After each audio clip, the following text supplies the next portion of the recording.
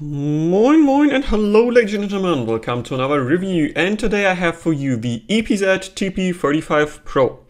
And again, usual disclaimer, EPZ has sent this over for review, but they're not asked or influenced me in any way, and really everything is exactly how I found it.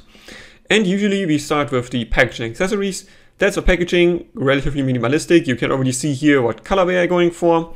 And then you have a bit of specification at the back. And fortunately, this is super easy to open and the cardboard is relatively thick. On the inside, you get the QC pass card here and a small options card here that shows you everything this can. And again, we have a small improvement potential for EPZ here. There's no QR code where you can come to the download site for the app that they have, which we tackle later on the app. But this would be really nice. Just put a QR code here, or somewhere else. Just put a QR code so we can actually find it. Here would be the dongle inside, so again, nicely protected. And beneath here you can see the USB cable it comes with and a C2A adapter. This is nice. And now I'm going to come clean here. Yep, this is a second cable because the first dongle I got from them actually was defective.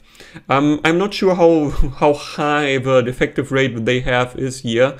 But I've communicated with them and described them my issue, and they sent over a new one after some problem solving. So actually, I will be honest here and tell you, I'm not sure if this is QC issue or if really I was just super unlucky, maybe got damaged during shipment. I don't know, but I just want to tell you exactly the facts.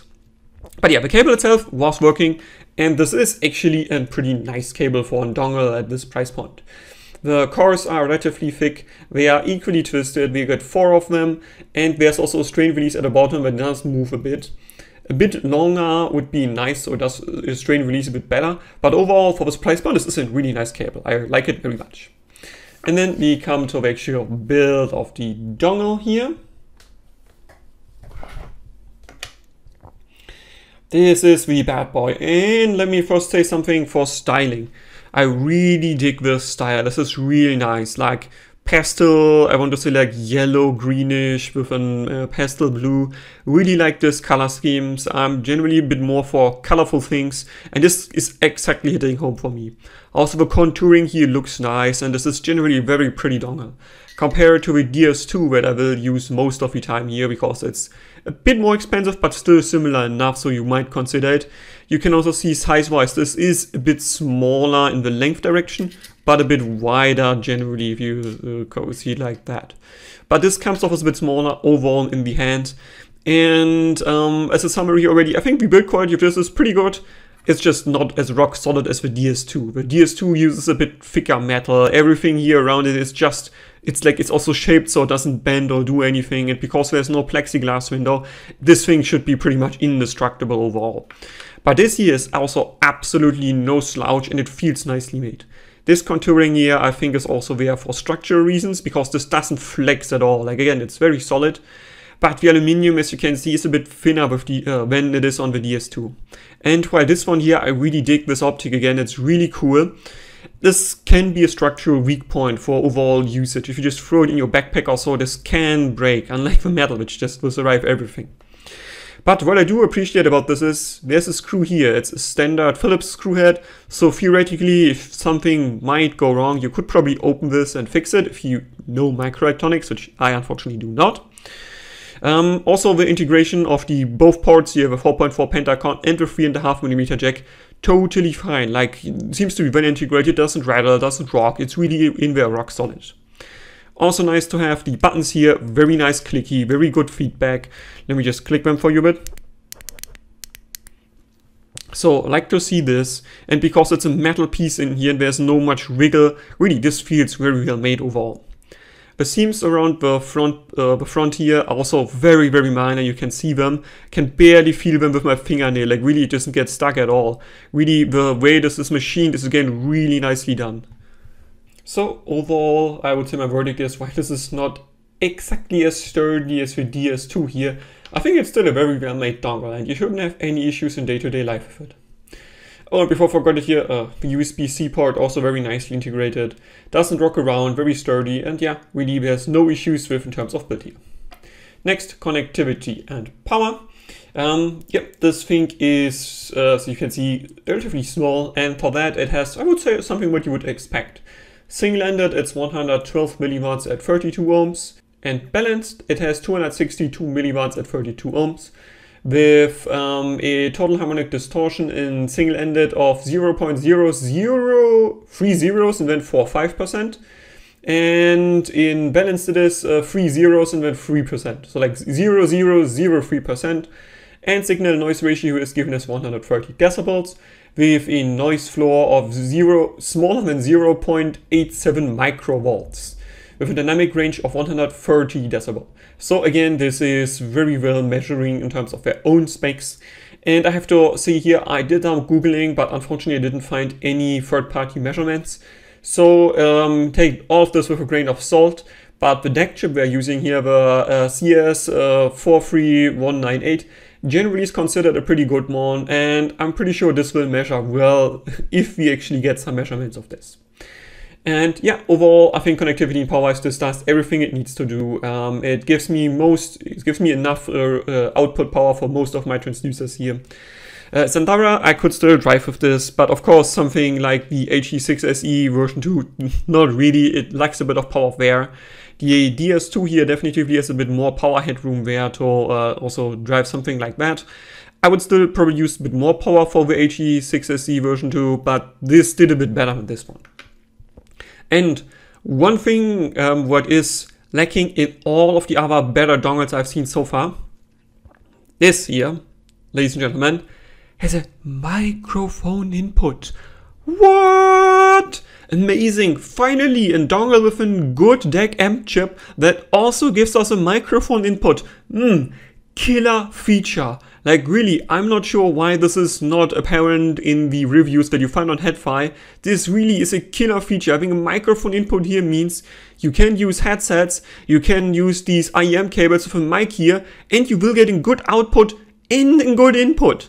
And because, yeah, we are talking about connectivity and power here, I will now give you also a microphone sample recorded with my, actually the microphone I use for measurement of IEMs, because that's the best I have. And you can see just how it sounds to you when I record with this input, with this microphone. And this is a test with the TP35 Pro. Again, my IEC sub-100 coupler in my hand, and I'm just literally speaking into it. So see for yourself how nicely this sounds and how it compares to the Apple dongle. This is a test with the Apple USB-C dongle and my IEC sub-100 mic, just used for regular as recording, plugged into my smartphone, and yeah, this is just testing how it's supposed to sound. So yeah, let's see for yourself if this is good or bad.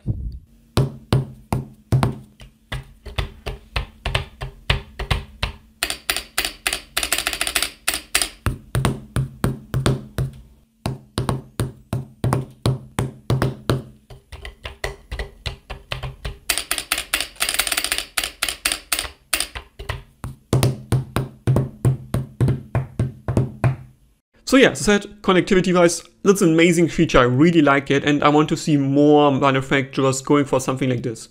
Give us a good DAC chip, give us a very low noise floor, give us enough power, but also give us a microphone input. It's really nice to have. And really EPZ, well done with this one, really like this. And then next we talk about the software here, and EPZ prouds themselves here having a PEQ in the software, and it works as a web interface but also as an app. And I'm not sure why this is not apparent in the reviews on HeadFi, and I really don't like this, so I'm great with the microphone input, so really please don't do this. You have to register in an obscure Chinese page in order to even use the app or in order to use the web interface. It's so unnecessary. We don't need registration to use PEQ. It's not needed. Please don't do this.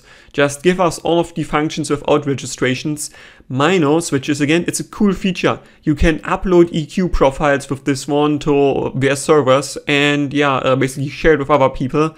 That's amazing. I like to see this feature, but just put this behind the registration. That is okay. You would need to upload this somewhere, like it needs to go somewhere. So yeah, the validation with some credentials is useful, but just don't do this for functionality this has otherwise.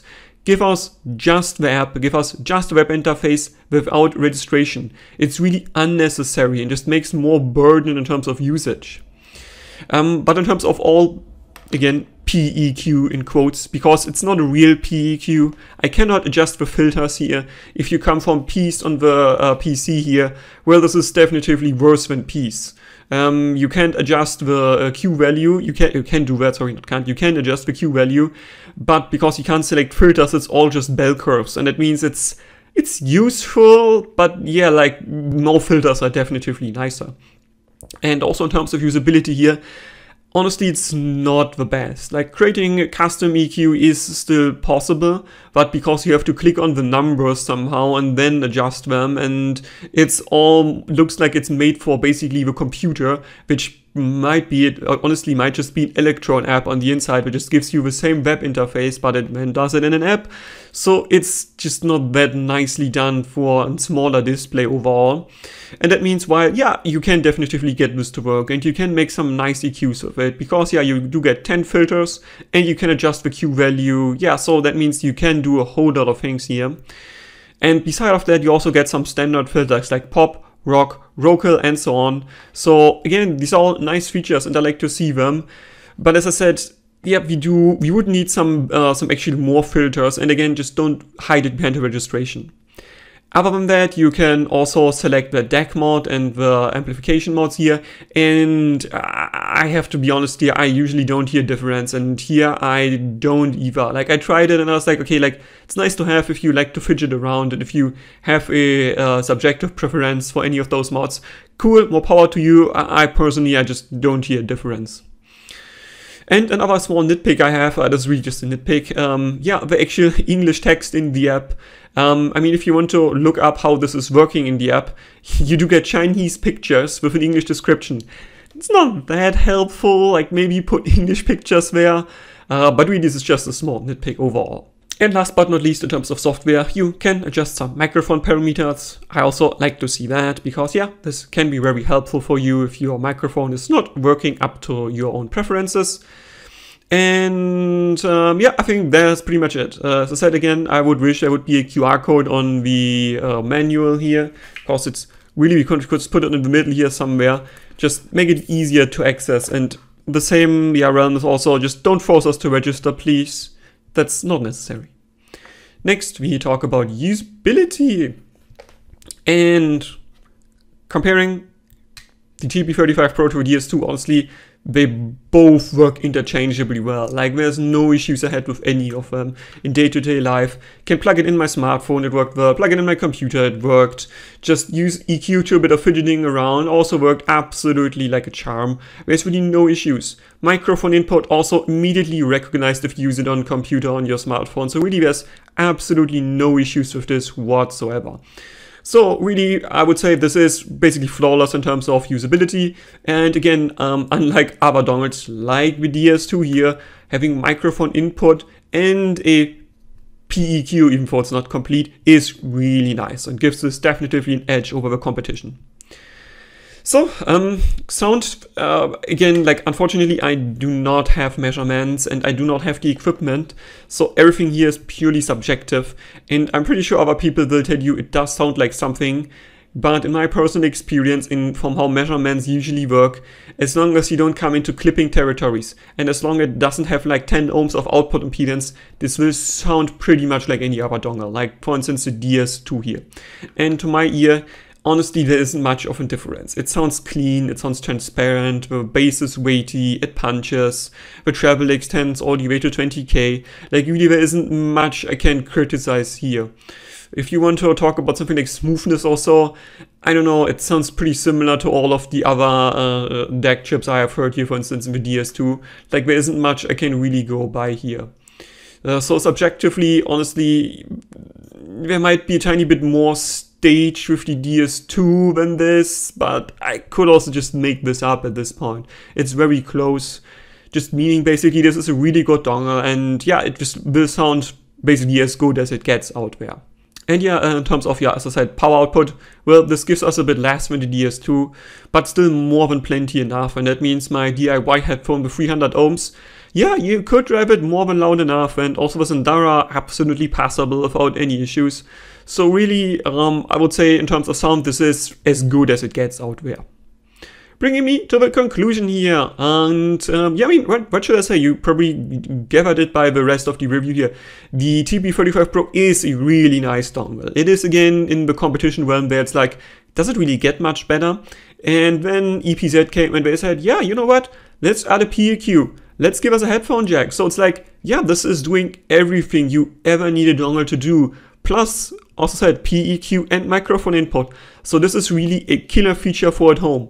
If you want a dongle DAC that is working for all use cases, literally all use cases, gaming at home with a headphone inside, or with a headset, I mean, just your IEMs on the go, even some 300 ohm headphones, this will do literally everything. And that means it's really nice to have this dongle around. And that means I will recommend the TP35 Pro here. It's a really good dongle DAC. It looks nice. It's well built.